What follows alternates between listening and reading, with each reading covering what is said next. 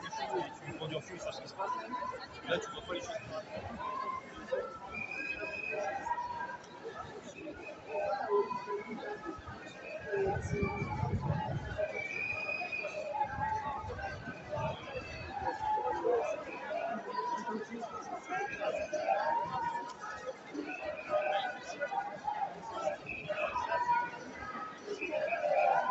Oui, docteur à l'ouest.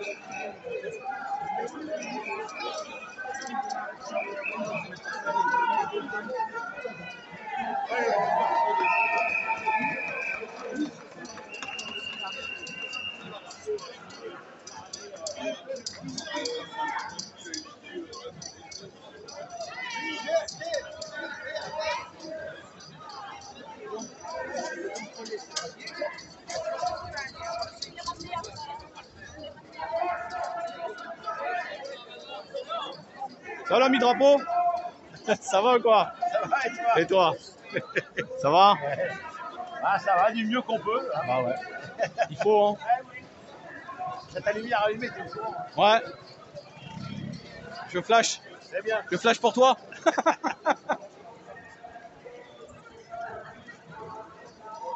Ça va, monsieur le Corse? Tu vas bien? Ouais, et toi?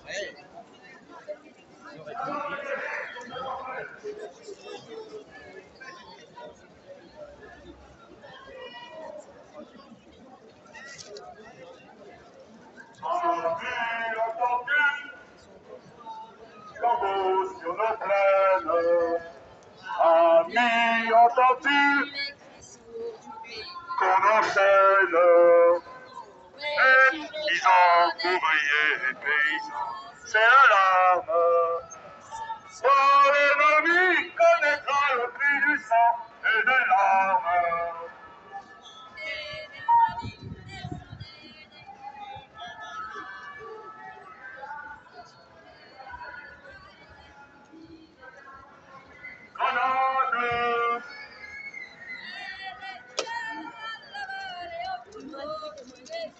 Voilà, pour ceux qui ne connaissent pas les paroles, Ça va, Fatih? ces paroles qui doivent nous inspirer. Va bien. Et il Oh, est il y a la un vraie taxi, mais- résistance.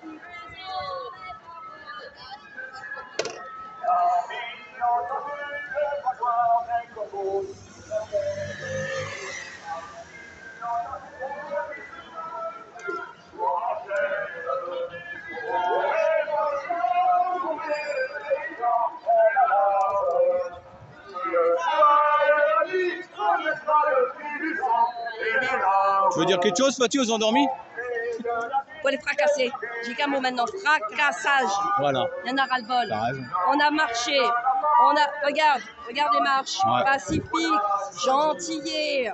Courbons les résistance chines. sans armes. Mon bon roi, mon bon maître. Bon, Tout rien. à l'heure, Il n'y a pas de le préfet a résistance fait possible injonction. sans Il a armes. son agent de liaison auprès de N'importe Sébastien quoi, qu'on des devait armes marcher sur le virtuelles. trottoir.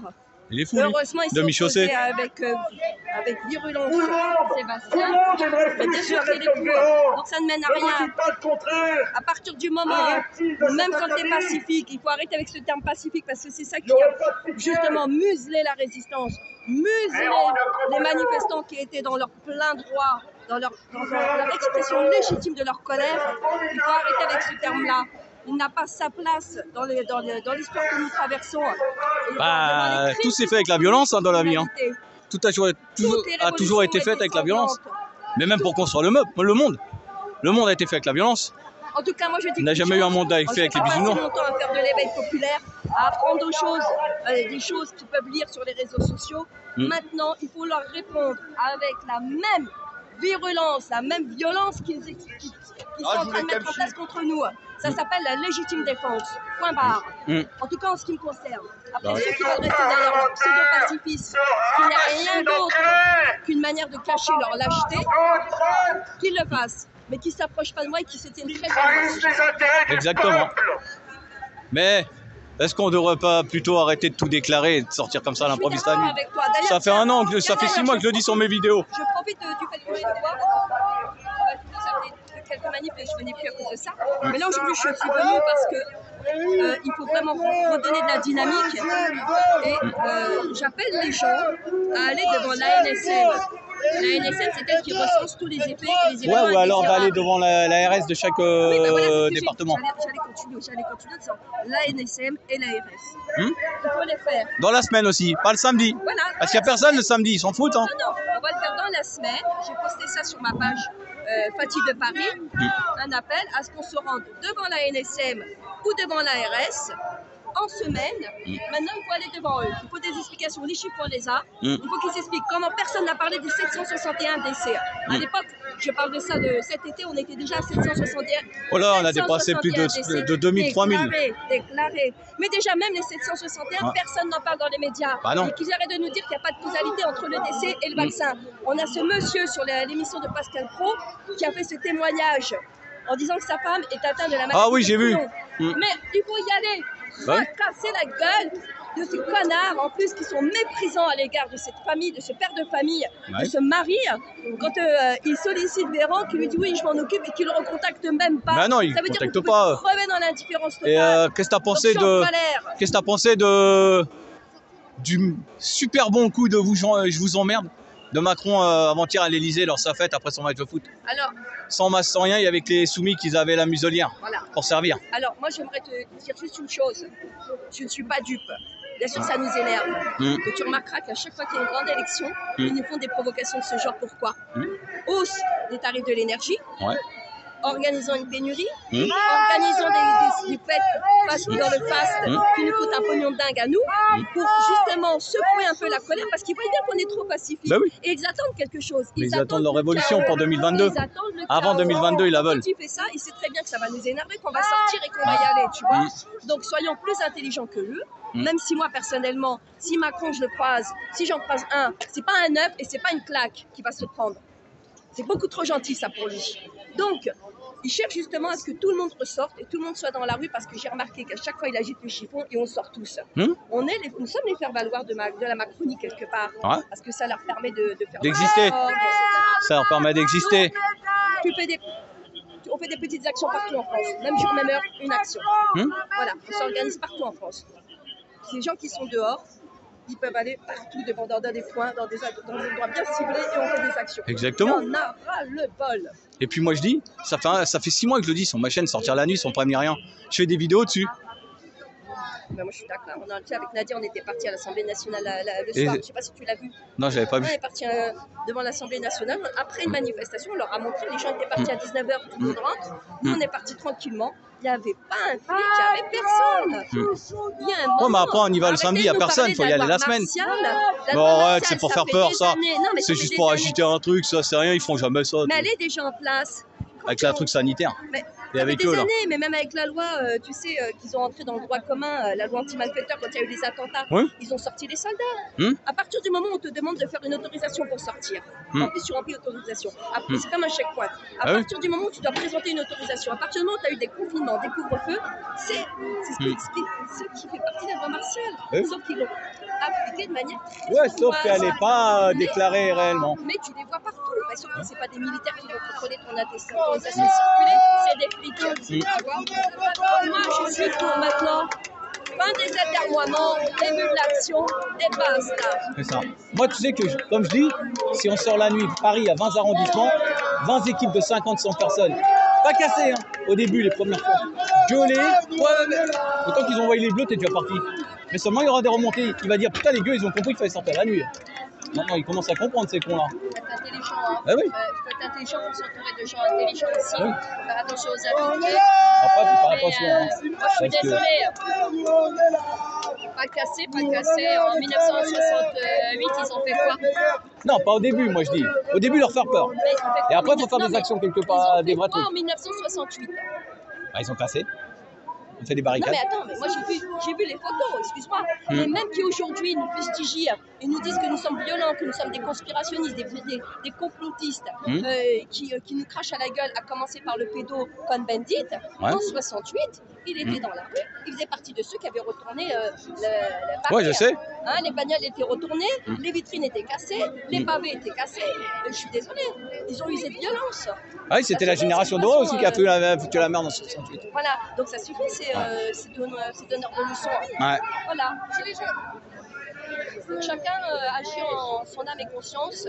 Mais moi personnellement, je dis que tout ça, c'est bien uniquement, les manifestations, c'est bien uniquement pour montrer que certes on est visible, Voilà. mais pour créer du réseau entre nous. Et à partir du moment où tu crées du réseau entre personnes, il faut prendre l'habitude de se dire qu'en semaine, on se retrouve tous les jours, pas un jour précis, même heure, au même endroit.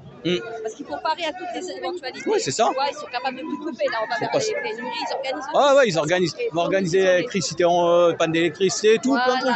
Tandis que si on a l'habitude de se retrouver, par exemple, tous les mardis ou tous les vendredis, peu importe, chacun choisit le jour qui lui convient, de manière locale, et ben le jour où il y a cette rupture d'alimentation, on se retrouve dans le noir, on sait qu'on peut se retrouver à l'extérieur. Je te dis, sortons des réseaux asociaux pour créer du vrai réseau social. Ah, parce que les réseaux sociaux, ils sont surveillés, ils sont infiltrés, ils sont tout. Associable, pardon. Ça ne crée pas le lien, au contraire. Et en plus, ces trois quarts du temps, les gens se prennent la gueule. Alors que quand ils se rencontrent dans la réalité, ils discutent, ils prennent considération les uns des autres, et puis ils prennent conscience qu'ils partagent des intérêts beaucoup plus grands que ce qui peut les diviser. Et ça leur permet d'avancer ensemble. Donc, un jour fixe, même heure, vous vous retrouvez de manière locale, vous créez des petits groupes de réseau d'entraide et de solidarité. Comme ça, celui qui a besoin, ben, il sait où trouver de l'aide. Il faut être dans un échange, il faut être dans la bienveillance, c'est ce qui anime l'esprit des Gilets jaunes, je te rappelle. Il faut être dans le partage, parce que les heures qu'on va affronter, certes, elles seront difficiles, mais elles ne seront pas, si tu veux, ouais, ça sera pas la fin, quoi. Si tu veux. Voilà, on peut s'en sortir si on est ensemble. Et créons ces réseaux. Moi, c'est pour ça que je suis là aujourd'hui.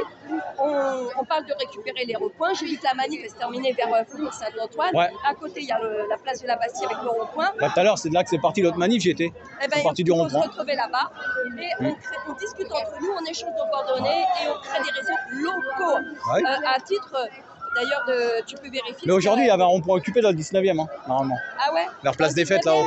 Ouais, vers Place des Fêtes, je crois. Je crois pas. Mais ils ont amendé plein de monde, ils ont occupé des ronds-points, ils ont été amendés dans toutes les villes. À Caen ou je sais pas quoi, ça finit en boulette. C'est Mike Rambo qui m'a dit tout à l'heure. Il m'a dit tu chercheras la vidéo, tu verras. Tu vois que ça les dérange. Ouais. C'est pour ça qu'ils ont attaqué les ronds-points en premier lieu, parce que marcher comme nous le faisons, ça les arrange. Oui, ils s'en foutent. De 14h à 18h. Et après, on rentre à la maison. Voilà. En revanche, quand tu te poses dans un rond-point, tu peux rester toute la journée, toute la nuit. Et puis tu crées des vrais contacts, des vraies connexions, tu crées le vrai réseau. Oui, ça les fait chier. Tu vois, et bien sûr que ça les fait chier, ça ne les arrange pas. Donc c'est tout ce qui les fait chier, et ben, il faut aller vers ça, il faut trouver les moyens de contourner leur système d'amende, etc. Exactement. Et puis il faut leur faire peur. Je suis désolée. Tu veux me faire peur avec, tu peux me prendre en otage avec tes amendes, connard. Ils sont contestables les amendes de toute façon. On a des adresses, on sait où ils travaillent, on sait où ils sont. Eh ben encore organisons des terrasses sauvages, non pas n'importe où dans les rues de Paris. Ah hier ils ont fait une terrasse sauvage. Chez eux, je sais plus où. Chez eux. On ne leur adresse pas la parole, mais comme ça le message il est clair. On sait où vous êtes. Le jour où tout ça va dégringoler, va tomber, on va venir vous chercher et à l'instar de ce qu'avait fait un pays de l'Union européenne, je ne sais plus, un pays de l'Est, on va les prendre, on va les jeter dans une poubelle et bam, on va la balancer là. Ah, je te jure, ce serait pas mal. Ben oui, mais il y a un moment, il faut se mettre en bas de chez eux et faire une terrasse en bas de chez eux. Oui. Comme ça, ils rentrent, ils comprennent le message. Comme ça, ils voient que c'est pas de l'intimidation, mais connard, on est en train de te dire, comme il fait le Chaumet, là, le médecin qui voulait mettre l'obligation vaccinale. Il faut leur faire comprendre. Hé connard, on a un mec qui a témoigné sur CNews, comme quoi sa femme, elle est au bout de la deuxième dose, elle est dans un état critique, et probablement que ses chances de survie ne sont pas garanties. Et tu es pour l'obligation vaccinale. Et il faut lui faire entendre des messages. C'est normal, ils touchent de l'argent, c'est les lobbies, tout ça. Eh ben c'est grave. Une fois, j'avais vu un reportage sur la Sénat et l'Assemblée, il disait, le vieux là, il disait, mais on marche à coups de lobbyistes ici. C'est que comme ça. C'est celui qui viendra démarcher le plus de trucs qui aura gain de cause. C'est comme ça, le lobbyiste, c'est comme ça que ça marche. complètement infiltré et vérolé par les lobbyistes. Hein. Ouais. Le lobby de l'écologie, le lobby de la chasse, le lobby de tous les lobbies, le lobby du tabac, tous les lobbies de Big Pharma, qui sont tous représentés à l'Union. Moi, c'est un lapsus que j'ai fait là. Au lieu de dire Assemblée nationale, j'allais dire l'Union européenne. Parce que les décisions, elles sont prises là-haut. Ah, mais ils sont prises en haut. Donc voilà, moi je suis pour. Taper du poing sur la table maintenant. De l'action. Taper sur la table. Ouais, non, Comme on dit. non. Ah oui, on va pas On marcher répond à ces gens avec la même violence qu'ils utilisent envers Tu vas nous. pas encore marcher 7 ans comme ça. Tu vas encore marcher 7 ans comme ça? Ah non, moi, je T'en as pas marre de venir tous les samedis marcher comme ça dans le vent? Je te dis, le seul avantage qu'on peut en tirer, c'est de. Ouais, c'est que tu parles avec des gens et tout. C'est la seule chose. Sinon, on va pas se leurrer. Ouais. On faut poser avec les gens qui ont compris que le problème était très grave. Il faut avancer, il ne faut pas attendre après la masse. Il n'y aura pas de masse. Non, il n'y aura pas. Masse. Ils ont peur de tout, la masse. L'histoire, elle est là. Eh Regardez oui. l'histoire. C'est jamais la masse qui a fait le truc, c'est la résistance de quelques poignées qui ont fait quelque chose. Non, mais ça pourrait changer s'il y avait vraiment un surtout de conscience. Oui. Mais on voit que les gens ont préféré céder au chantage moral, à la pression politique, en allant se faire vacciner pour pouvoir voyager, s'asseoir sur les terrasses. Ouais. Donc je suis désolée, ne me parle pas de la masse. Et maintenant, ils les tiennent au chantage. Ils les tiennent avec l'histoire du « t'auras plus ton multipass ». Fini. On va Si tu vas pas. désactiver. Mais ça devrait quand même envoyer un signal très fort. On te dit on va désactiver ton pass si tu ne fais pas ta 3e dose. Ouais. On parle de désactiver un pass. Mais demain, si on te met une puce, on va désactiver ta puce si tu n'auras pas fait ça. Tu vois ce que je veux dire? Ouais. On est vraiment dans le crédit social et le contrôle social. C'est ça? Mais si tu veux, c'est comme ça. Et vérité!